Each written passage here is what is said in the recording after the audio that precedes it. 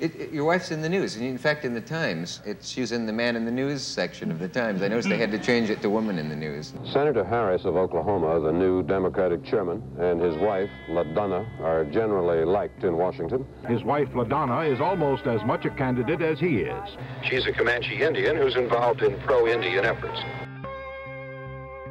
The federal government policy to us was like a colonial government. Other people of color are integrated into American society, but it was the policy of the United States to assimilate us so that there would no longer be Indians. We're sick and tired of sitting back and turning the other cheek and then bend over and get those other two kicked. You're going to see some wide-awake, educated Indians. We've got some new Indians coming up, new warriors. Unemployment, disease, suicide, many times the national average. To escape, the Indian has been going to the city, only to become increasingly disheartened.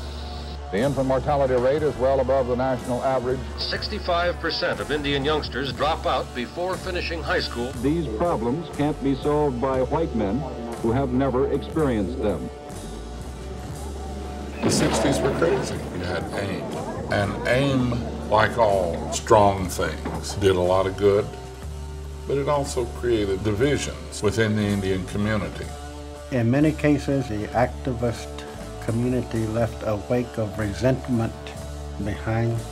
LaDonna did not leave that kind of resentment behind her. She left people like the old Lone Ranger show, scratching her head and saying, "Who was that woman?" when she left.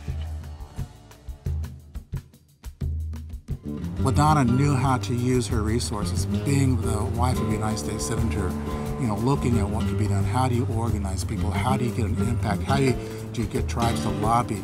She wasn't any kind of potted plant or shrinking violet. She spoke out strongly for what she believed in. Group pressure is what makes people respond, that you can bring about change if you organize around issues. LaDonna was already a very rare link between Indian country and Washington. Those tea parties with senators' wives did a lot to influence, and that was a form of lobbying. She was very active and important in getting the president to establish a cabinet-wide council on Indian affairs. I remember one time attending a meeting in her office. There were 25 lobbyists in the room, some of the highest power people in Washington, to secure restoration of the 48,000-acre sacred Blue Lake tract. Long before any organized religion came to the United States, for 700 years, the Taos Pueblo Indians worshiped in this place. And we restore this place of worship to them for all the years to come. Whenever she could, she would help a tribe that reached out to her. Native Americans aren't just the only indigenous people in the world, but there's a world of indigenous peoples and that we have a kinship. It's time for solidarity amongst indigenous peoples. Languages are still dying. Many communities are still at risk, still being terminated around the planet.